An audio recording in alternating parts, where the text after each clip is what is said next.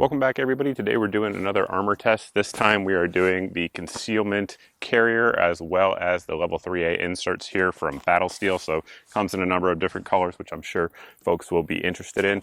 And the bottom line is the reason we're doing it is because these things are, generally speaking, very, very affordable. And if somebody just wants a basic piece of kit that will stop most pistol and shotgun rounds, we'll see if it'll actually live up to that claim, but this should do it. So this one here is their larger size. It has the 11 by 14 plates in it. They also make it with 10 by 12. And then the carrier is, again, really, really basic. This is as it comes from the factory, so I haven't adjusted it at all, but it is adjustable there on your shoulder straps. And then also you can adjust how it fits on here. Let me throw it on real quick and then sort of just show you how that looks. Now with it on, you can see it's not the most concealable carrier out there for sure. That said, if you were wearing a hoodie or a jacket, probably no one would ever notice. And I mentioned earlier that these are the 11 by 14 plates. Now in the back, it's actually a square, which gives you a little bit more coverage because it doesn't have the cutouts there for if you were shouldering a long gun. So there is that. But what we're gonna do today is test it out. We're gonna shoot it up with a bunch of different calibers, see how it does. And that's pretty much it. Let's get to it. We do a lot of armor testing around here, and one thing I want to point out is I am not an NIJ certified lab. I'm a dude with a truck and some guns and a camera in a field, right? So all the NIJ testing standards, they don't apply here, and I should note these are not NIJ tested. Battle Steel does offer some that are, but these specific inserts are not. So with that, I mounted it up with basically a sandbag in the middle to give it some sort of resistance. That way it's not just kind of like flopping around back and forth, but out here, with a shovel and some dirt, it's the best I can do, so let's get to shooting. The first load up that we're going to put into it is some LAX ammo. This is their hollow point stuff, 45 ACP of course, coming out of the FM45 here. And we're at about 15 feet, so pretty darn close, and we'll see.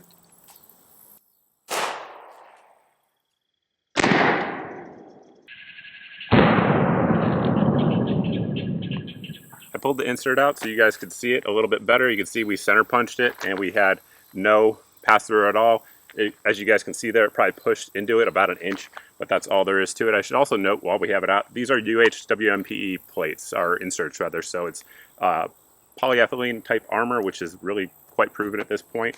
But I should also mention, in addition to that, I mentioned earlier in the intro that these had the square in the back insert. This particular one doesn't. They offer a version that does. So there's that. I just noticed it when I was pulling them out. But anyway, let's put it back in there and hit it with something a little bit harder to stop. Next up, guys, we have some 165 grain 40 Smith & Wesson coming out of a Glock 22 full-size gun. And we'll see how it does. It's going a little bit faster. Speed defeats armor. We shall see. Let's check it out.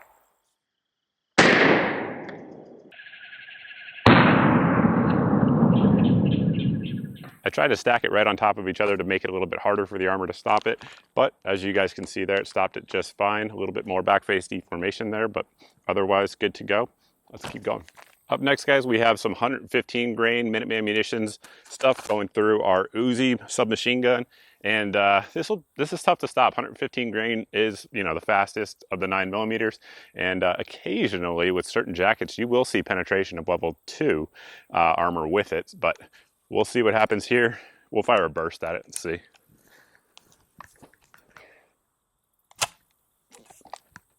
Malfunction, maybe not. Let's try that again.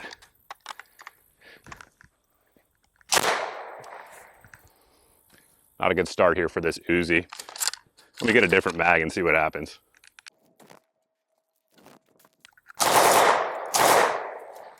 A little better with the new mag. That was the old surplus mag. These are the new ones. Let's check it out.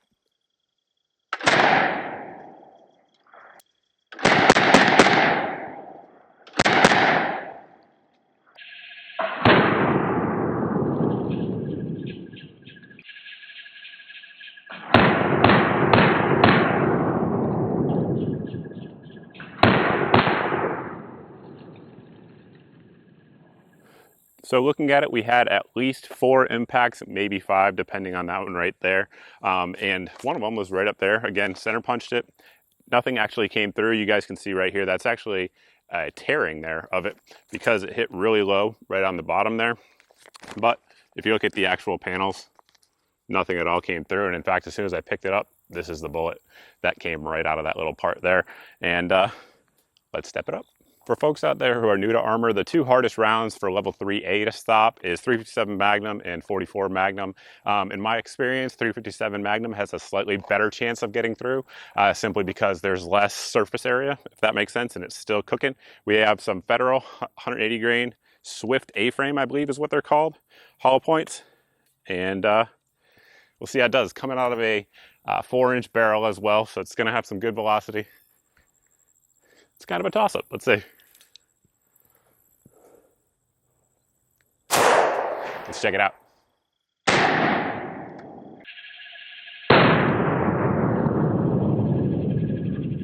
As I'm sure you guys saw in the slow-mo, we tried to hit it in the left lower quadrant because there wasn't really anything around there.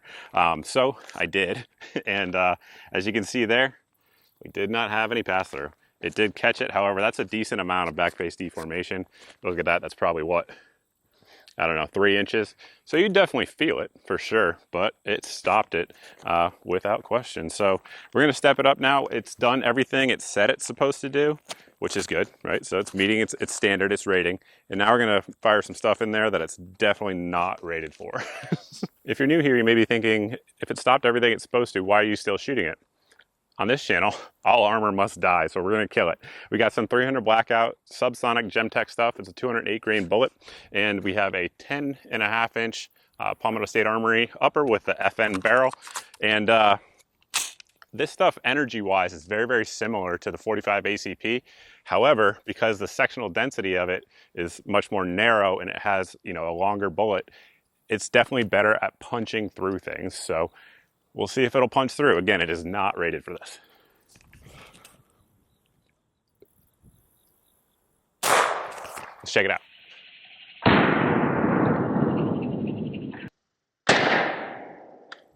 The fact that we're back here at the truck bed is what I call an indicator. So I pulled the plate carrier out of the sandbag that it was attached to.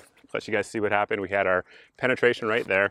We had a good bit of deformation, which is good. Again, it means it's trying to stop it, but it did penetrate through. And then on the back side of the carrier, it penetrated and it went about 1 inch into the sand, just for anybody wondering. And at that point, it just died. But again, not rated for that. We just wanted to see how it would do. Failed, and that's cool because, like I said, all armor gets killed here on the channel. But all in all, I think this little setup here performed well. Price point wise, which I was kind of hinting at in the beginning, these right now, again, this may change if you're watching it down the road, but these right now are coming in at $99 for the 10x12 and like I think an extra $20 if you want the 11x14. I should also note that if you wanted to drop hard armor in here for whatever reason, you certainly could do so, but the kit that it comes with, again, is the Level 3A, super lightweight. Each of these panels weighs right at 1 pound, and then our carrier here, we'll just say 1 pound. So you're basically looking at a 3-pound setup that'll stop the vast majority of ammo that criminals out there are using in America. So there's that. If you guys have any questions about the carrier, the plates, the inserts, any of that stuff, by all means, you can post down below in the comment section. However, the best place to reach me is over at my Facebook page. Sometimes it takes me a little bit to get back to folks because there's only one of me and hundreds of thousands of you, but I do see all the messages over there, whereas on YouTube or elsewhere that I post content, Instagram, Parler, any of those places, I don't always see all the messages. So that's pretty much it on that front. Thanks for watching, guys. If you're not subscribed, please go ahead and hit the subscribe button, and I look forward to seeing everybody in the next video.